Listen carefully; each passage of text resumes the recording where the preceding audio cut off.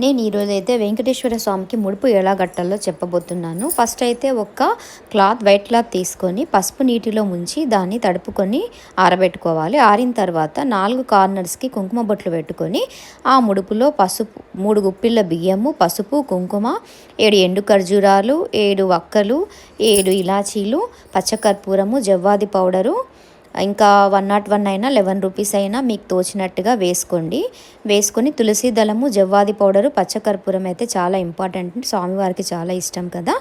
ఈ విధంగా ముడుపు కట్టుకొని మీరు 3 ముళ్ళు వేయాలండి. ఒక్కొక్క ముడి వేసుకుంటూ మీ మనసులో ఉన్న సంకల్పం చెప్పుకుంటూ 3 ముళ్ళు వేసి ముడుపుకి మనము మంచిగా నామాలు అలంకరించుకొని ముడుపుని మనము పూజ గదిలో ఉంచుకోవాలి. పూజ చేసేటప్పుడు మాత్రం వాడుకొని పూజ అయిన తర్వాత మనము పూజ మందిరంలో ఒక పక్కన ఉంచుకోవచ్చు.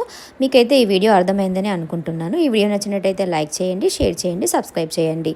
చూస్తున్నారు కదా, 7 ఖర్జూరాలు, 7 వక్కలు, మళ్ళీ ఇంకా ఏంటి 3 గుప్పిళ్ళ బియ్యము, అంటే కొన్ని తీసుకున్నాను. తులసి దళము, జవ్వాది పౌడరు, పచ్చకర్పూరము, పసుపు, కుంకుమ, గంధపు బొట్లు అన్నీ పెట్టుకొని అలంకరించుకొని స్వామివారికి ముడుపు కట్టండి. ఇలా చేయండి. ఖచ్చితంగా మీరు ఏ సంకల్పంతో అయితే పూజ చేస్తున్నారో అది నెరవేరుతుంది. మీ కోరిక నెరవేరాలని ఆ దేవుణ్ణి ప్రార్థిస్తూ మనసారా కోరుకుంటున్నాను. గోవింద గోవింద. ఈ విధంగా ముడుపు కట్టేసుకొని మీరు పూజా మందిరంలో ఒక దగ్గర పెట్టుకోండి. పూజ ఎప్పుడైతే 7 శనివారాల పూజ చేస్తున్నారో అప్పుడు మాత్రం పూజలో ఉంచుకోండి. ముడుపు కట్టాలా కట్టద్దా అనే డౌట్ కూడా కొందరికి ఉంది. అయితే ఎవరి విష్ వాళ్ళదండి. నేనైతే కట్టాను.